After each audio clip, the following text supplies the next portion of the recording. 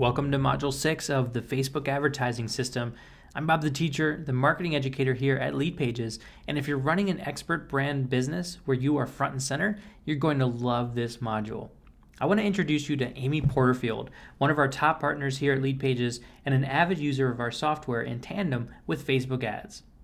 She's also a leading voice in the effective use of Facebook marketing through community engagement. I've asked Amy to join me here in this part of the course to share some of her best advice for effective advertising using Facebook advertising to growing your fan base. Amy, welcome to the call. Hey, I'm so glad to be here, Bob. Thanks for having me.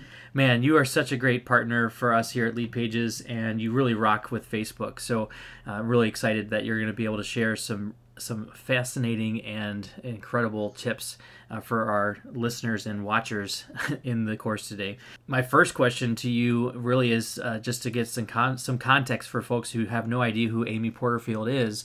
Why are you so excited about Facebook advertising amongst all the other options that are out there for people to grow their business? Facebook marketing is the most powerful way to grow your email list beyond any other social media site. And I can say that with all confidence because I've used all the social media sites out there. I've tested them and I've really made sure that I understood how each of them work in terms of attracting a quality audience and building your email list. And so when I started to use Facebook marketing or Facebook ads years ago, I started to see results instantly. But the thing is, it has only gotten better. Now, we know that Facebook changes all the time and it can be incredibly frustrating for marketers trying to figure it all out. But when it comes to Facebook ads, I can say that Facebook ads only get better. The targeting gets better, the functionality, how you use the dashboard, the flexibility, all of that. They've put so much focus on it because they want you to pay to play. And because of that, they've made it better for us marketers. So I really believe that you can get big results when it comes to Facebook ads. One of the things that you just mentioned, Amy, is the idea of the changes at Facebook. And it doesn't seem to go 2 months without Facebook changing policies or adding a change like image sizes or something else. So first of all, how do you handle those changes as they come about? I know that you train a lot on Facebook, but you're also using Facebook as your marketing tool of choice. Well, I'm going to ask you in a minute about the new upcoming changes, but just how do you kind of keep that in mind with the evolution of Facebook as it goes along? For myself and my own business and those of my clients, I try to keep a really simple mindset around Facebook. And when I'm on Facebook, my goal is to post on my Facebook page and connect with my fans. I want to be that go-to source in my industry. And then from there, I want to focus on building my email list. Now, a lot of things change on Facebook. The algorithm changes, different features, and this works one way today and another way tomorrow. All of that is important but not crucial, meaning if you get really clear on why you're on Facebook and you get your own system down, these changes that Facebook makes are not that huge. People get really stressed out about them, but they're not exactly as important as we think they are. If you keep your eye on the prize and you're all about engagement and using Facebook ads to grow your email list, you'd be surprised about how you don't need to really stress about all these other changes Facebook is rolling out. So I just keep it really simple, and I've seen big results from that.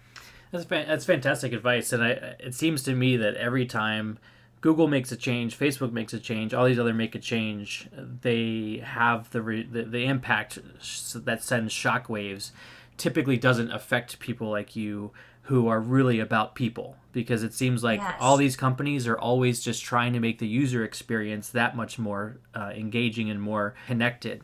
So talk to us a little bit about how big a role that fan page is for you when it comes to advertising. So when it comes to advertising, a lot of people would think, so you don't really need to worry about your Facebook page or your fan page, and you can maybe post on it, but really the power is in the ads.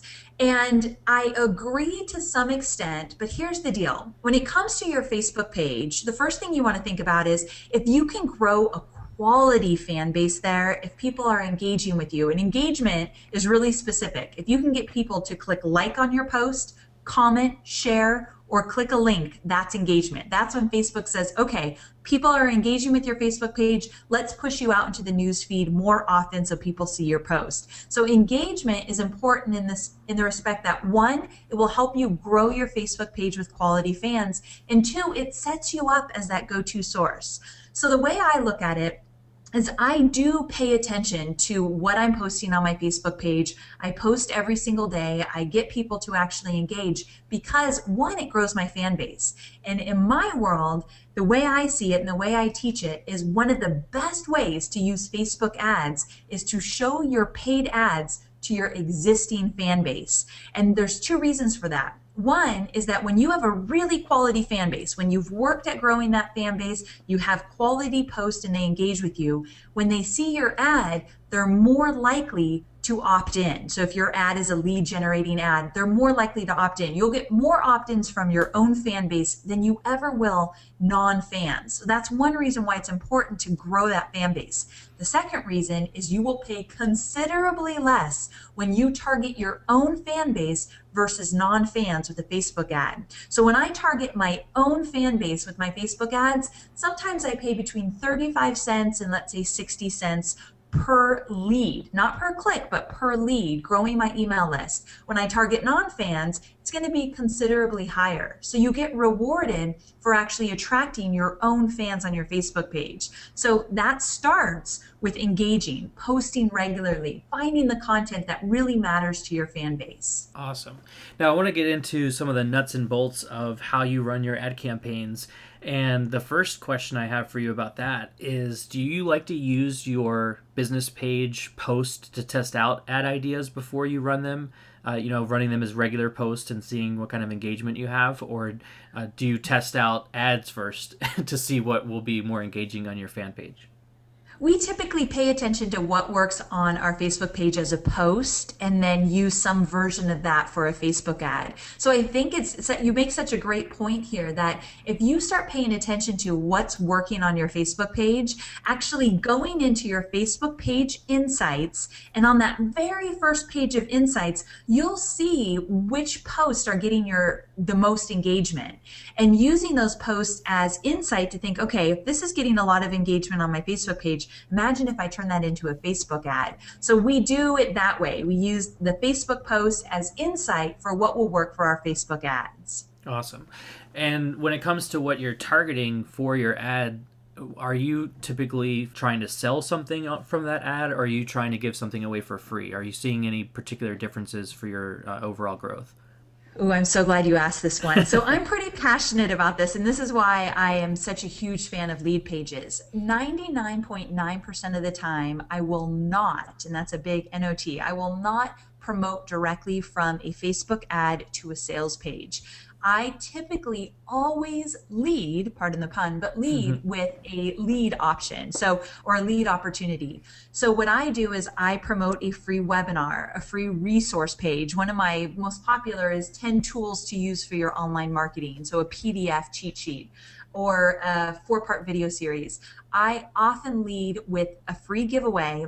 And then once I get that lead, and of course I'm using LeadPages as my opt-in page, once I get that lead, that's where I use email marketing to turn my new Facebook fan that is now a lead into a customer. So you will rarely ever see me actually promote or sell directly from a Facebook ad. It's not that it's against the rules or you shouldn't do it, but you will get a more quality lead when you actually give the giveaway first. Cool. And you have that top 10 tools guide. I also see you promoting webinars quite a bit. Talk to us a little bit about the differences in your approach when you're trying to advertise a free report or download something that has instant access as opposed to something that's a time-based event like a webinar. Yeah, so I get pretty strategic about that. You'll see me promote a live webinar when I'm doing a big launch. So one of my most popular programs is Facebook Marketing Profit Lab. And during the Profit Lab, the number one way that we actually get a high 6-figure launch is to actually go out with a free webinar first. And for about 2 weeks, all we do is we promote a free webinar, and when we fill it up, we actually put a new lead page up and fill up another one and kind of do it that way for about 2 weeks. And on the webinar, I then promote my program. So once I've given away, let's say 60 minutes of pure, really valuable action oriented content, then I'll promote on the webinar my program. And from there, then I send out a series of emails with the replay, and we use a lead page for the replay page. And then the emails to follow are all promotional to get people into the program. So that's when I'll use a live webinar. I'll use something like a recorded webinar or a PDF cheat sheet guide when I'm either promoting a smaller program. So after I send the cheat sheet, I might then send a few promotional emails about a $97 program.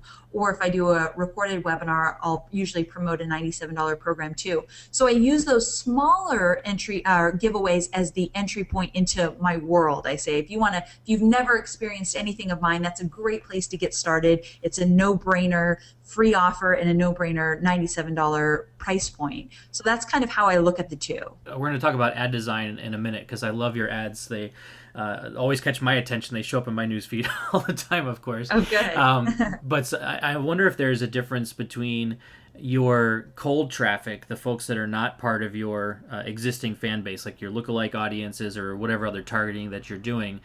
Does that change the type of visual element? Do you usually include your photo on those still, or do you typically deviate from having your own photo on the colder traffic advertising? Usually I always include my image only because images of women tend to convert higher than images of men. So if I was a guy, I probably would not include a picture of myself to the cold traffic.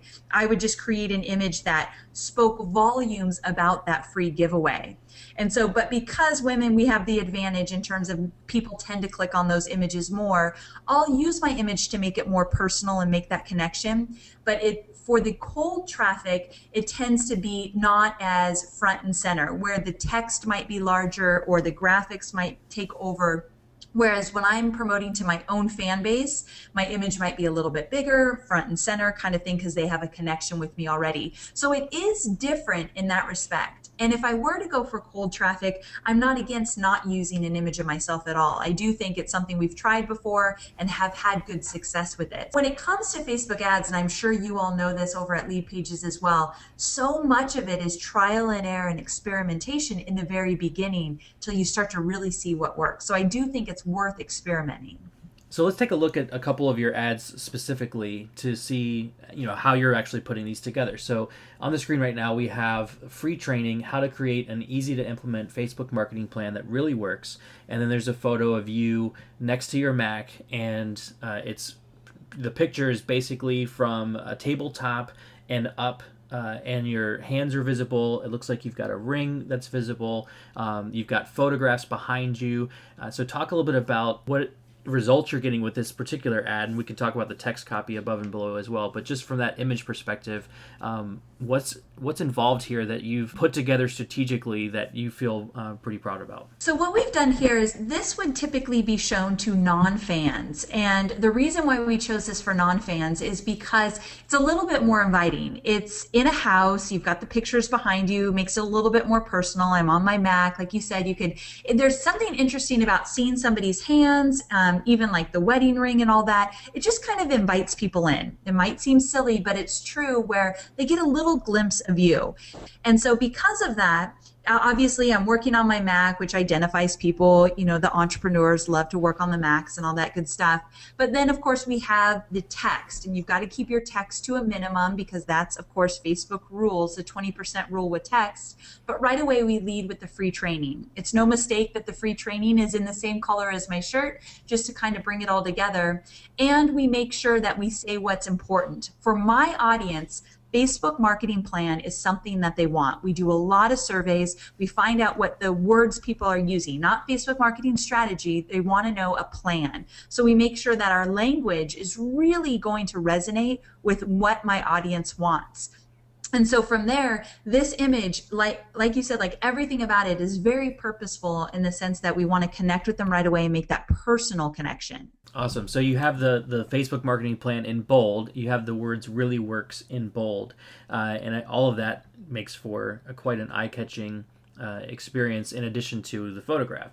Now, as far as the text above, you have how to create an easy to implement Facebook marketing plan that really works. Join me live and I'll help you create a step-by-step Facebook marketing plan that you can use to figure out where to focus your time and energy so that you can start getting results. And then, of course, there's the see more. Talk to us a little bit about that. And is the step-by-step Facebook marketing plan line broken on purpose? Is that a typo? Or did you do it for any strategic reason? What else has gone on for this particular text? Okay, so the whole really works is again part of a survey that we did where people wanted to know what really works, meaning Facebook changes all the time, what's working now, what really works, what doesn't work. So we played on that, putting it all in caps. It was very purposeful and having it on its own line as well. So I'm glad you asked about the step-by-step. It looks a little bit weird because obviously we cut off the sentence and started a new line, but we wanted to do that. We wanted the join me on its own line and we wanted Facebook marketing plan to start out the next sentence. We also wanted to end the third line with step-by-step. Step-by-step is very important to my audience. They want their hand held and shown how to do it. So yeah, all of that is really, really specific. And then the see more, a lot of people say, well, who's going to really click on see more? Well, we've got our most important text right there at the top. But when you do click see more, you'll see usually 3 different bullet points that I'm going to teach you inside the webinar. So I actually add a lot of text in my ads, and I just make sure that the most important text is before the see more. So yeah, all of that was very specific. I love that because it serves as a pattern interrupt as well and disjoints people and catches their attention in a subtle way. Talk to us a little bit about this headline at the bottom then. Free training, create a Facebook marketing plan that works. Sign up now, then your domain, amyporterfield.com, and then the button sign up. Take us through the thought process behind what's written there. Okay, so the free training, right away, the word free, as we all know, works really well. And in Facebook ads, it works really well just as it does any other place. So we always try to get free in there. And in my case, they're always training, so the free training. And this is the first time I think you'll see the word free. And so we wanted to make sure that it was somewhere prominent. And then create a Facebook marketing plan that works. We just took out the word really, but we've said it enough there.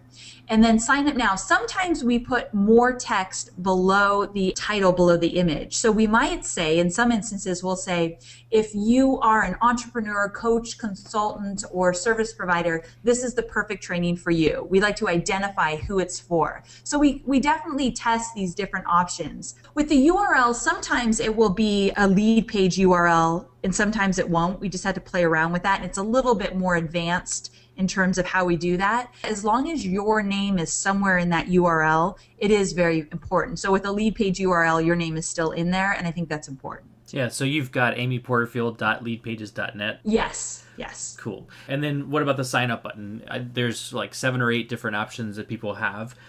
Have you seen anything between the join or the sign up or the other calls to action that make you choose sign up more often, or are you still testing it out? So what we've seen works the least for us is learn more. So, I read an article about how people don't really want to learn. They want to discover or they want to take action like sign up or download or anything like that. But the learn tends not to convert as well for us. So we typically use sign up as the one this is the one that we found will convert the best for us. Fantastic. So another piece of advertising that I love the benefit of is the sharing and the comments and the community. So on this particular ad, you've got 154 likes at this particular screenshot timing, 10 comments, 72 shares. Talk to us a little bit about how you're tracking that, or what other information you glean from that, and just the overall benefit of making ads that have that level of engagement. Okay, so this is interesting, and I'm glad you brought this up. So when you are running an ad and you can run it long enough to get some good engagement, like some of mine will have like 2,000 likes and 100 shares or whatever, and that's good. You want these numbers to be really good. The only challenge is that when we run ads now, we really break up our ads, meaning we do it in more of an advanced way. I don't actually teach this to my beginners because I think you need to work up to this. But once you get going, what we do is we have one campaign for one ad set and one ad. So let me give you an example. We would have one campaign that might be Social Media Examiner. We're going to target the Social Media Examiner's Facebook page. So the campaign is called Social Media Examiner Mobile. The ad set is called Social Media Examiner Mobile. And then we've got maybe 2 or 3 different ads. We don't do tons of split testing with ad images. We usually find out what works and we just run with it pretty quickly. But anyway, when you do that, you end up with like 100 campaigns. And that might sound crazy, but we've been doing this for so long, we're at that level that we really want to know what is converting. And so if we break it up at that specific level, we can see, is Social Media Examiner converting versus, let's say, allfacebook.com or some other Facebook page that we're targeting. So because of that, it's a little bit hard to get these likes, comments, and shares much higher than what you're seeing now.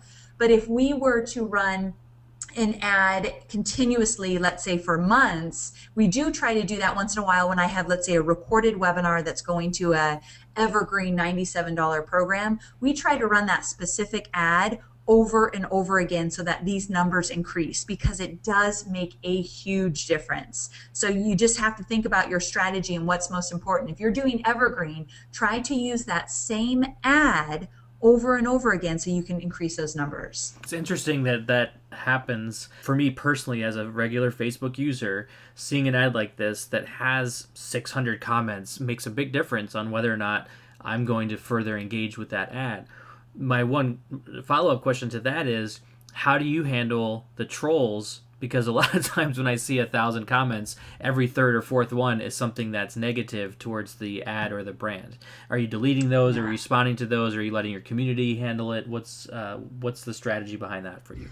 You know, in all honesty, we haven't done a great job with that. And we, this last launch is where we started to pay more attention to it, because you're right. Once the ad, especially if you're doing a big launch where the ad's running a lot, people start seeing it, and the people that are trolls or the jerks, quite honestly, think they need to say something about it, which I never really understand how people have that much time on their hands to write those negative comments, but they do it. And so what I've done now is I have my VA, I give her a Google Doc of all the ads that are live. And so as you know, each ad has its own URL. So you can go to the URL of a specific ad and you can look at all the comments. So when we create a new ad, I give that to my VA, and every day during a big launch, I'll have her check each ad, and we do definitely delete the comments that are just ridiculous, you know, just rude and spiteful.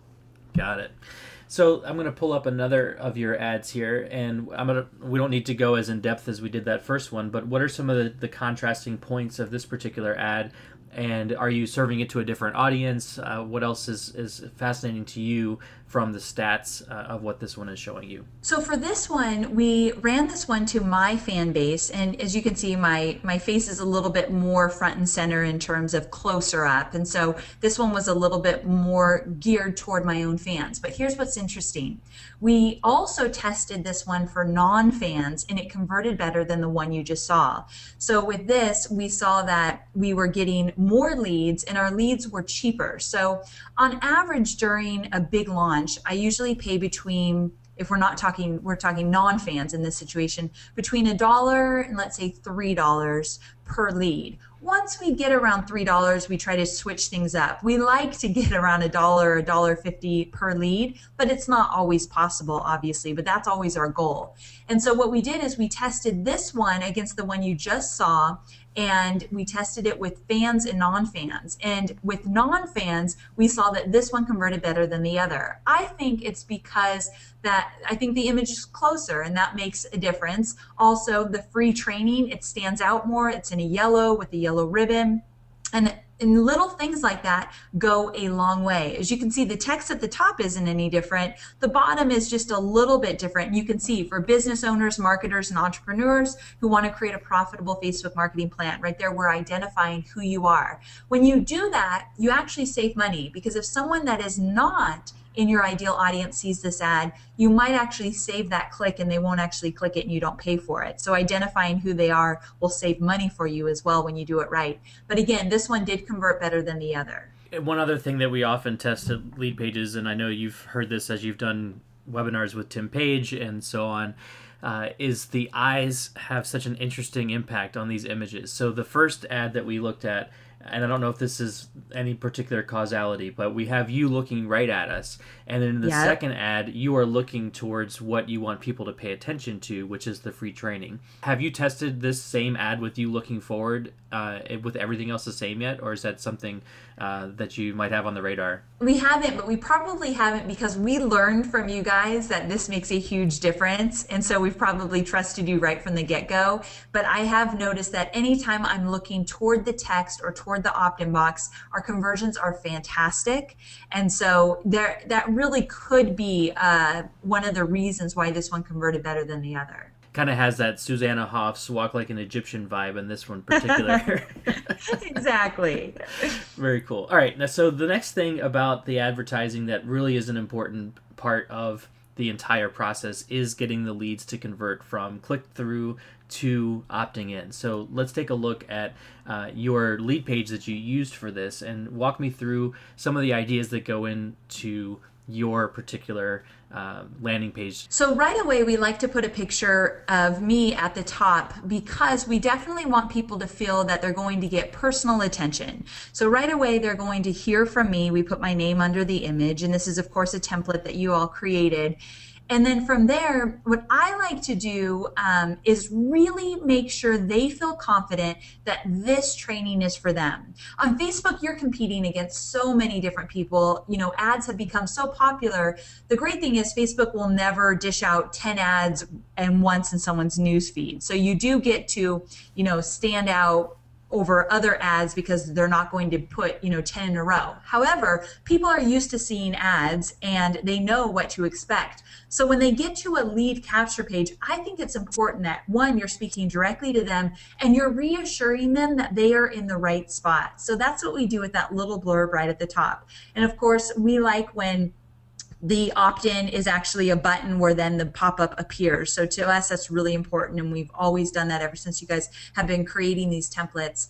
And then we like to give bullets. Now, in the past, I've given up to 10 bullets. It's just up to you in terms of how much you think they need. With Facebook marketing, it's a little easier. People are interested. They want to market their business on Facebook. If I can come up with 4 or 5 really, really good bullets, that's all I need. And we've tested, you know, from 4 to 10, and they all work across the board pretty even for me. But I think if it's something a little bit more complicated, or you're brand new to this audience, or your topic's brand new, more bullets is actually a good thing.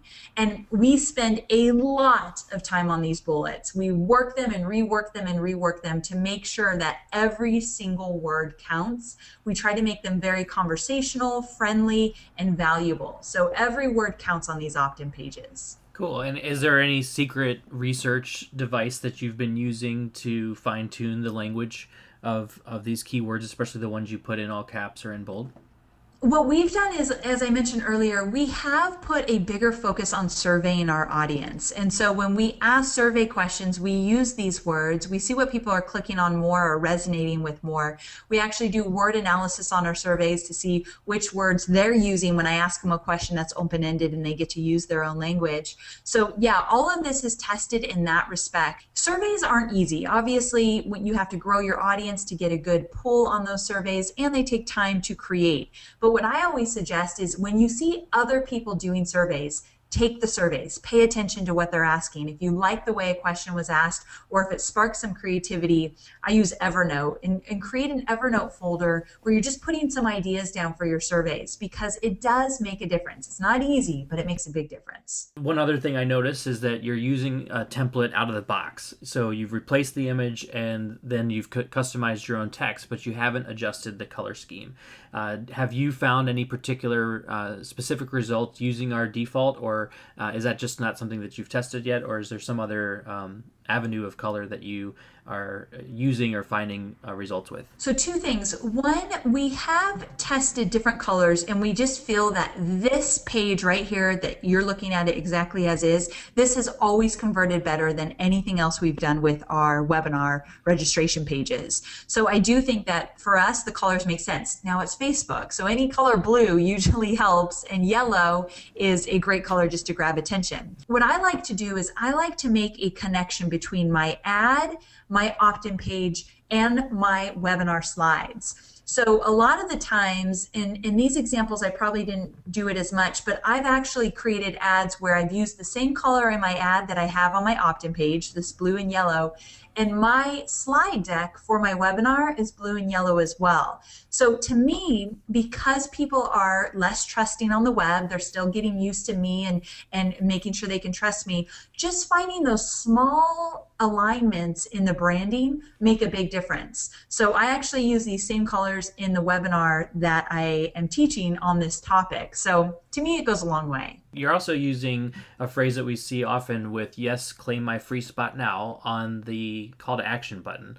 Have you seen any particular results with any other phrases that make this the obvious choice for you? And what other psychological triggers do you like to put into your call to action buttons?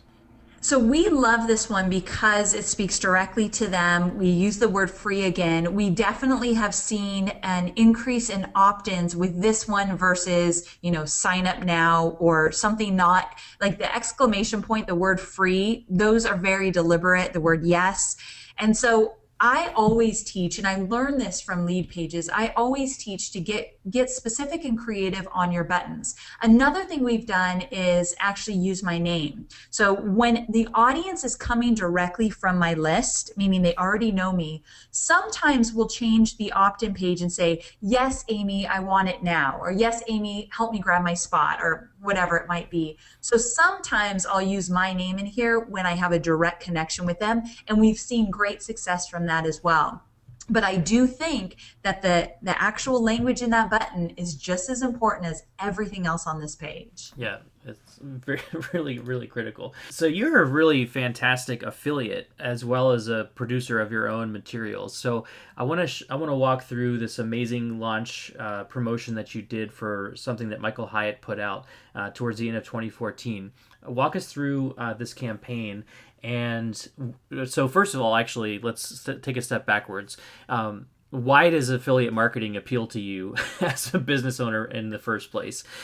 Just to get that out of the way, because some folks who are watching this course may not have even thought of promoting other people's stuff because they're so gung-ho about promoting their own. Yes. Okay. So affiliate marketing is something that actually wasn't on my radar when I first started about 5 years ago. I really thought that I was just going to focus on my own stuff. But here's a few reasons why I do it.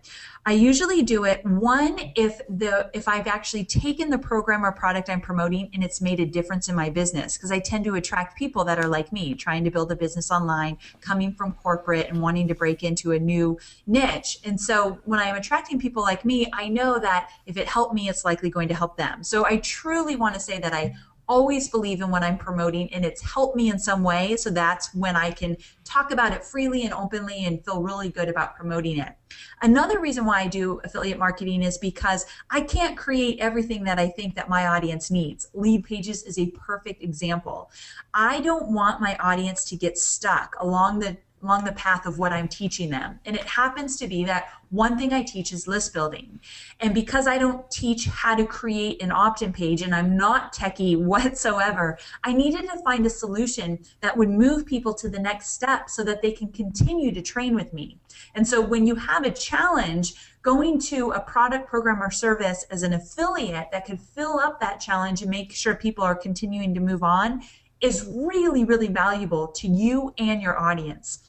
And so either I see a need and it's helped me, or I need to fill a void that I don't have already. And the third thing is, sometimes it is the most, or not sometimes, always, it is a fantastic feeling to think I've just given something of great value and I don't have to fulfill it. We've worked really hard, all of us probably listening now, on our own programs, products, and services, and it's exhausting. So if you can actually promote something and make revenue and add value where you don't have to be fulfilling it every minute, holy cow, that frees up a little space so you can take a breather. So there's a lot of reasons why I do it.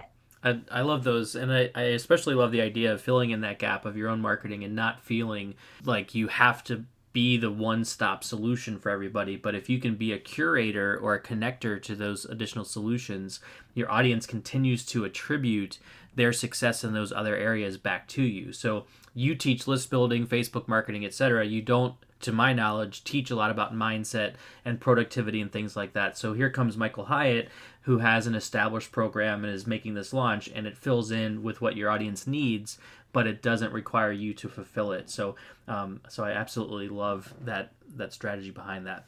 So talk to us a little bit about the ad campaign. I've got on the screen a ad that's showing up in the news feed, and then another one that's showing up on the right column. So talk to us a little bit about your, first of all, your findings of newsfeed versus the right column. When do you do both? When do you do one over the other? What's your thinking process around those? So for a long time, we didn't do the sidebar ads. And because recently Facebook has made them larger, so there's less in the sidebar and your ad is larger, we started to experiment with them more. And although we still get a better conversion with the newsfeed, the sidebar isn't too far off. So for example, if we might pay $1.08, so $1.08 for a newsfeed lead, we might pay $1.30 for a sidebar. Still really good within our range. So we definitely experiment. And again, when we set up our ads, we'll do one campaign, one ad set for a newsfeed, and then a whole different campaign and new ad set for a sidebar. So we can be very clear which is converting better, or if they're pretty close, we're going to run both of them. So I do now teach my students to experiment with both for sure. Now, in this particular ad, you have still adhered to the 20% rule within the ad image. You have free live webinar, get what you want this year, click here. And then you have an image of yourself on the left and an image of Michael on the right. Both of you are looking forward. Talk to me a little bit about what, when you're doing an affiliate promotion, are you always including that other person's image? What else are you thinking about when it comes to creating the images for these promotional ads for an affiliate program? So when I run an affiliate program, it depends on where I'm targeting. So for these ads that you're seeing here, we either targeted my Facebook fans or Facebook pages where they would be very familiar with me or Michael. Meaning I was very careful not to target Facebook pages that Michael was totally new to them or potentially could have been, and here's a picture of a guy with me that people just wouldn't know. So I am very careful in terms of targeting when I use the image for both. This one converted really, really well with my own fan base, and here's something to think about. It's not always just about ads. There's some work that you want to do before you run a campaign. So for months before this campaign started, I was blogging about Michael. I was mentioning him in my podcast. I was posting about him regularly on my Facebook page. I had been at an event with him, so we took pictures together. I posted on Instagram. So I was already kind of feeding that funnel a bit. So when these ads started to run, it wasn't like, wait, why is Amy with Michael? So it's important that you look at your entire campaign, not just the ads, and think, are things kind of working together to really help you with the impact of your ads? So again, I was very careful in terms of who I targeted. If I was targeting a page that I was a little concerned they might not yet know Michael, I wouldn't have included him in the actual ad image. And one other thing I'll say, that ad image isn't very sexy. Like quite honestly, this one was done in-house. We didn't send it out to one of our good designers. It just had to do with the timing issue and we were in a hurry. And so these still converted really well. And the reason I say that is I always want my brand to look good, and I don't necessarily love these images. I think free live webinar looks a little funny up there. And the fact that we say webinar on the image, but workshop below it, I really think that was an oversight. But I tell you this to say it still converted really well. So you don't have to be perfect. It doesn't have to be, an amazing image you spent tons of money on. As long as your message is right, you're targeting the right audience, and the picture's pretty good, you're good to go. So just know that it doesn't have to be perfect. Yeah, I love that. And, to me, I'm not a big designer, but I know a thing or two. And having 3 fonts in that short of space is like, holy smokes, what's going on? It's not the best thing we've ever done, for sure. but that's awesome because, as a take action, revise later kind of guy, I love that it didn't hold you back from getting a result that you're proud of. And that's really what it's all about. Same thing with your mobile, or not your mobile, but your sidebar ad. There's a reduction in size that I think makes a little bit of a difference. Do you typically use the same actual image in the sidebar versus the news feed, or do you try to adjust that in some particular way? When our bigger launches, see, that's another thing. Depending on what you're doing, sometimes you've got to, make concessions in terms of timing and the resources you have. So for this one, in a bigger launch, meaning if I was doing the Profit Lab, we would have had a different image for sure. I think the smaller image, you really should do probably less text, less pictures. And in this case, we didn't because of the time constraint we had, but I'm glad you brought that up. If I were to do it again, I would have definitely changed that image out. Cool. Now, the text underneath of the newsfeed ad, I think, is really cool because it's a different sort of feeling than the ones we talked about before. You have Yes. 12 months from now, you can be looking back on 2015 with a huge smile and a flood of gratitude, thinking about all you've accomplished. Those are the kind of dot dot dot. Talk to me a little bit about this because this is such a cool attitude adjustment, I think, compared to most ads Yes. people see, and especially going to a program like what Michael does. It seems not only does it filter right, but it seems like it just draws people in. It certainly draws me in. So talk to me a little bit about the thinking process behind this one. It does, and I'm glad you brought that up because we actually tried some ads where we pulled that up to the top and they converted just as well, pretty much even. So they weren't better or worse, but it worked for us. So here's my thought process with that. When I usually run Facebook ads, it's for Facebook or lead generation or anything like that where I'm teaching something very technical. Because this affiliate deal or affiliate promotion was different, like you said, it's more mindset, it's psychology. I wanted to change it up again a bit and have a different tone. And because I was running this to my existing Facebook fans, I wanted them to hear from me in a little bit different way because it could be a little bit jarring or have them start thinking in a different way. I wanted it to stand out and be different than what I've done before because this is a different product. I've never promoted anything like this. And I will say, financially, it's been a huge success for our business and for Michael, of course, because it's a 50-50 split, but it's done really well. So I'm glad you brought this one up. That type of language and that type of language in my emails as well has gone a long way. So you've got a really sharp looking landing page for this one as well, obviously using LeadPages. It's the same template you've used before. So number one, have you experimented with a lot of other LeadPage template designs and this one remains a favorite? Or Yes. is there That's anything the else that goes reason. up behind that? That's the reason why you're seeing this a lot. So we have experimented with other lead pages. We've done another one that's worked really well is when you have the big image behind the opt-in box. Mm-hmm. That one we've noticed, and some of my peers that I'm in a mastermind with, they've noticed that that's actually converting even better than this one now.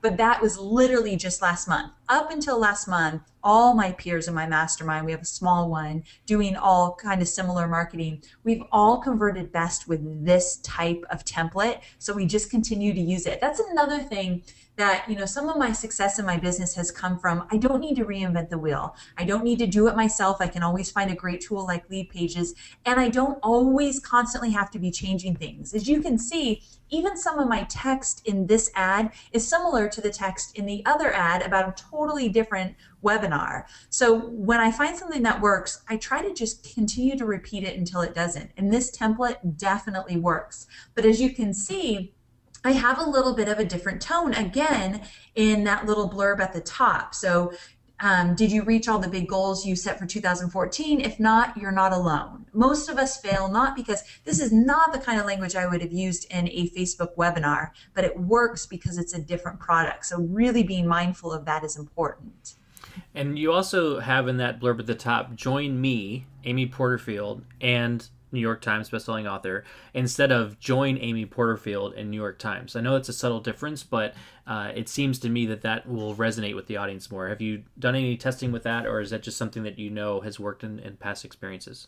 No, we have done testing where I was more in the third person versus personal, and we've seen an increase in conversions every time I make it more personal.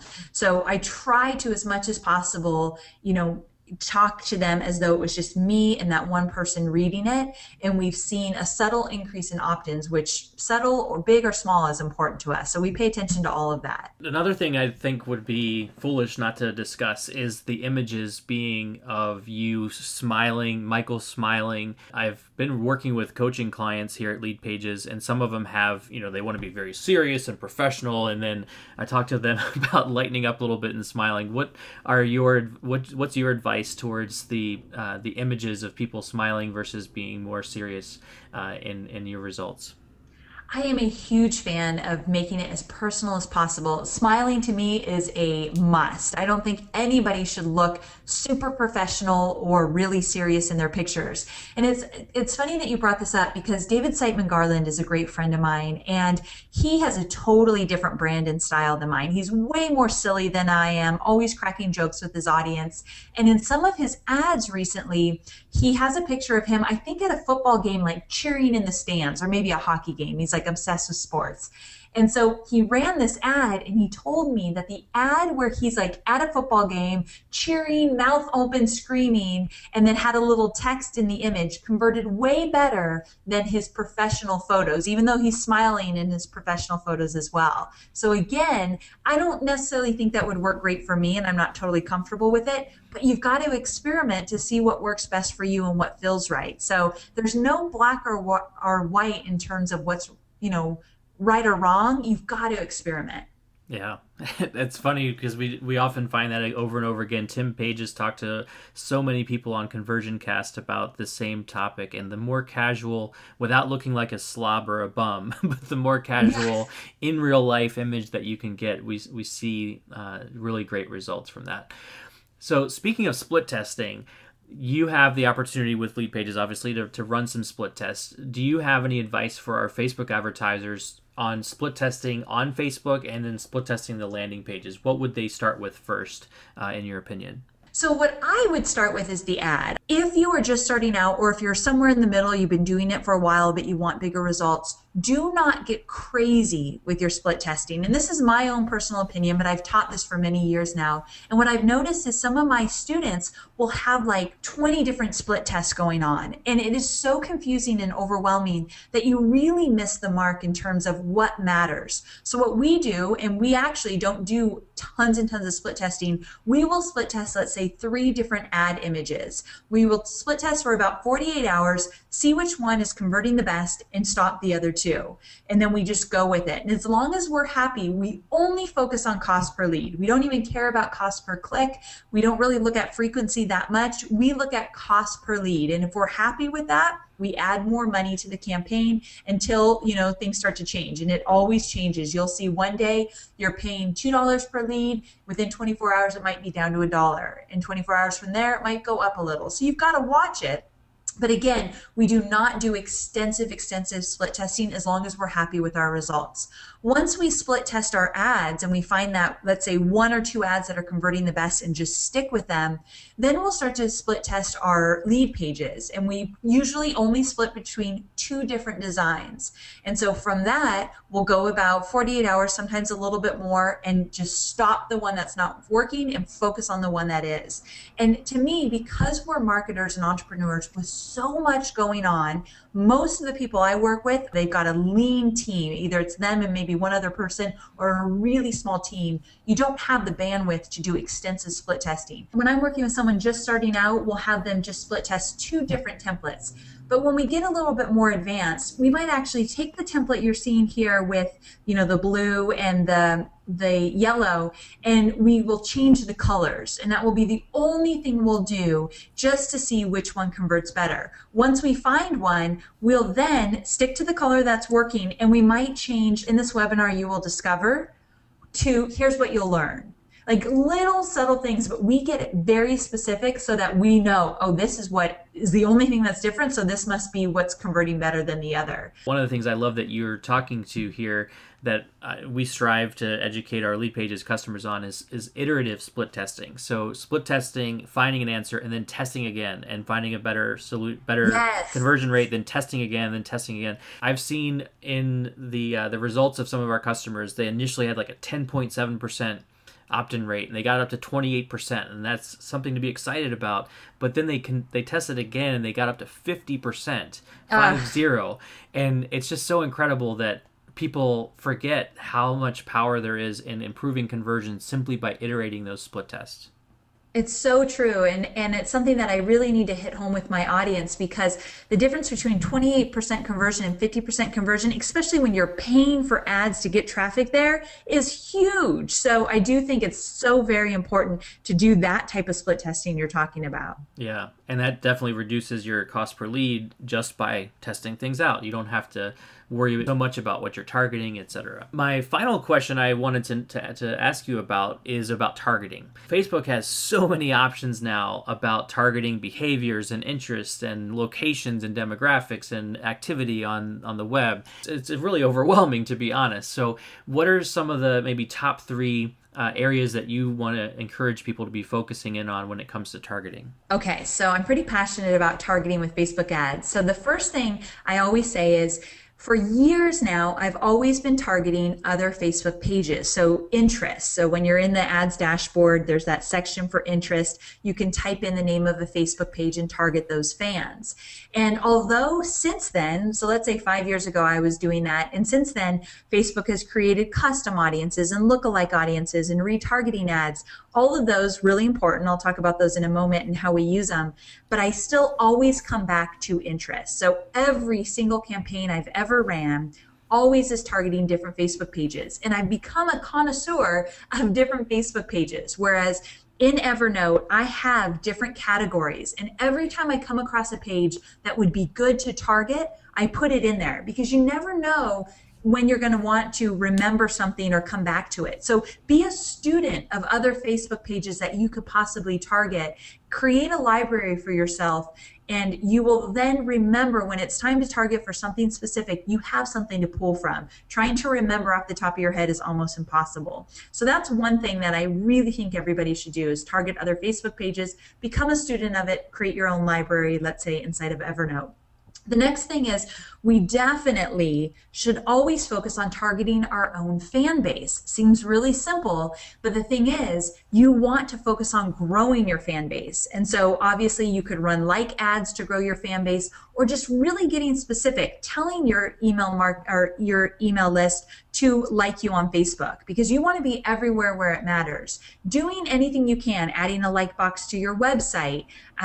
Also, when you run unpublished page post ads, these examples that we've been showing you, you get that like page button in an ad when you're running to non-fans. The reason I have so many Facebook fans is because I've been running ads for years now, and when a non-fan sees my ad in their newsfeed, they have the option to also like my page. That has made a huge difference in my fan base. So thinking of ways to actually grow your own fan base and then targeting only your fans with one campaign, you're going to see cheaper ads and better quality leads. So I think that's important not to forget about.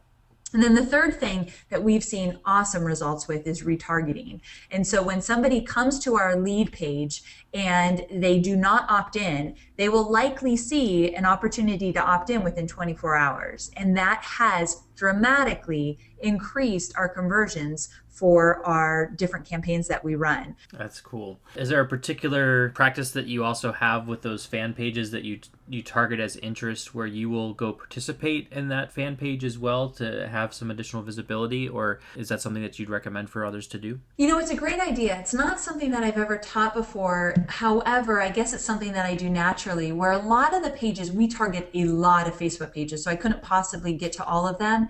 But there are a core, let's say 5 or 10 Facebook pages that we always target. And I'm active on those Facebook pages. I'll like their post, I'll comment, I'll give a shout out of their content from my Facebook page. So getting strategic like that can go a long way. So I think it's really great that you brought that up. Is there any other question that I haven't asked you yet that someone who is new to Facebook advertising really needs to know, because you're such a good trainer of folks at the beginning? What else could I have asked you that I haven't? In 2015, one thing that's going to be very apparent is Facebook has changed their algorithm. Surprise, surprise, but I think this is one that's going to stick for a while.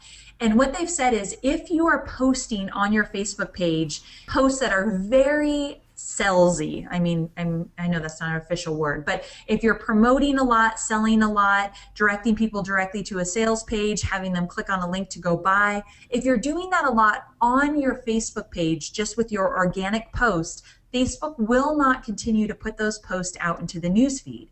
Now, when people hear this, they think, Amy, what do we do? Why we can't sell anymore on our Facebook page? And I'm so proud. This is me plugging myself because I've never taught that, and I don't think that you should do that. So when you said that you were making this free course about Facebook advertising, I love that there's a focus on paid advertising. There's a time and a place for it. And so I don't think that you should post a bunch of sales stuff on your Facebook page, but I also don't think you should do it inside your ads as well. It is a perfect combination to use Facebook to give something away of great value.